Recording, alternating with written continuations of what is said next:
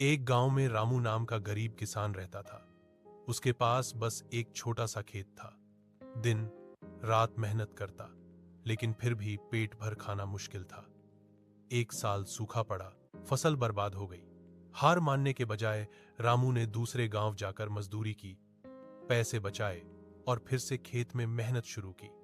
धीरे धीरे उसकी मेहनत रंग लाई और एक दिन वो आत्मनिर्भर किसान बन गया।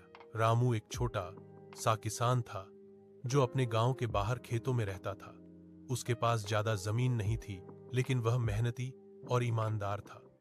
हर सुबह सूरज निकलने से पहले वह अपने खेत में काम करने चला जाता और पूरे मन से खेती करता। रामू का मानना था कि मेहनत और सच्चाई ही इंसान की सबसे बड़ी पूंजी होती है।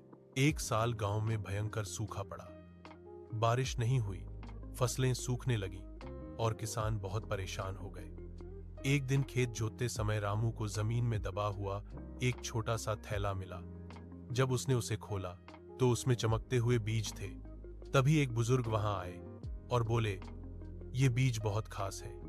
ये केवल उसी खेत में फल देंगे जहां ईमानदारी और धैर्य होगा। रामू ने बिना लालच किए उन बीजों को अपने खेत में बो दिया।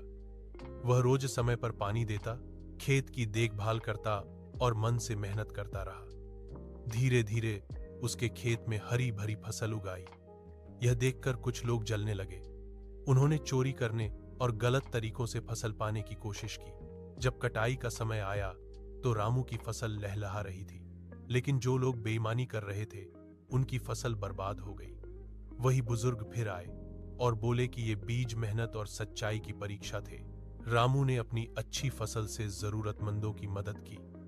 गांव वालों को अपनी गलती समझ आई और उन्होंने ईमानदारी से काम करने का निश्चय किया।